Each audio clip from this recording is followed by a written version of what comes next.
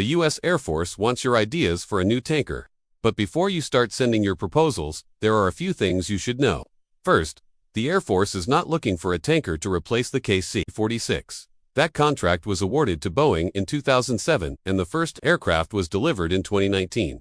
The KC-46 has had a lot of problems, so the Air Force is considering buying up to 75 more of them. But that's not what this request for information is about. This is about getting ideas for a next-generation tanker that could eventually replace the KC-135 Stratotanker, which has been in service since 1956. The Air Force wants new ideas for a tanker that can fly long-range missions, carry a large payload, and refuel multiple aircraft in a short amount of time. It also wants the aircraft to have a low acquisition cost and a high availability rate. The deadline for submissions is October 24th, so if you've got a great idea for a tanker, you should probably get working on it.